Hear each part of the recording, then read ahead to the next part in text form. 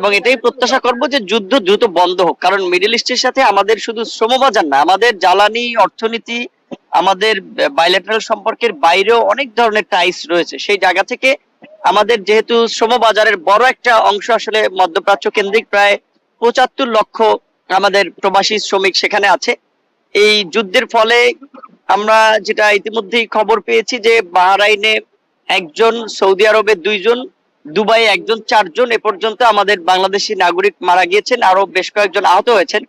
সমস্ত জায়গাগুলোতে আমাদের রাষ্ট্রদূতরা বোধহয় প্রথমবারের মতো এইভাবে বাংলাদেশি রাষ্ট্রদূতরা বিদেশে তার নাগরিকরা এইভাবে আহত হলে কিংবা সংঘর্ষে ফলে এরকম একটা পরিস্থিতির মধ্যে পড়েছে এবং রাষ্ট্রদূতরা সশরীরে গিয়ে খোঁজ খবর নিয়েছেন। এইটা আমাদের মাননীয় প্রধানমন্ত্রীর দিক নির্দেশনা এবং সমন্বয়, প্রবাসী কল্যাণ ও বৈদেশিক কর্মসংস্থান মন্ত্রণালয় এবং পররাষ্ট্র মন্ত্রণালয়ের যৌথ উদ্যোগে, পর্যবেক্ষণে, তদারকিতে এই কাজগুলো হচ্ছে যে এই ৪ জনের মধ্যে একজনের মৃতদেহ এসেছে এবং একজনের মৃতদেহ আসলে এতটা আপনার ছিন্ন বিচ্ছিন্ন হয়ে গিয়েছে, সেটা লাশের অস্তিত্ব ভাবে বোঝা যায় না। সেই বিষয়টা কিভাবে আমরা সুরাহা করব সেটা দুই দেশের আপনার আলাপ আলোচনার মধ্যে দিয়ে একটা সিদ্ধান্ত হবে। আর বাকি ২ জনের লাশ আনার প্রক্রিয়া চলছে। সেটা আপনারা জানেন যে গতকাল রাতে আপনার মালদ্বীপে আমাদের ৫ জন বাংলাদেশি রান্নার গ্যাসের আসলে বিস্ফোরণে, সিলিন্ডার বিস্ফোরণে আপনার তারা নিহত হয়েছে ৫ জন। সেই ৫ জনের বিষয়ে ইতিমধ্যে আমরা কথা বলেছি। আমাদের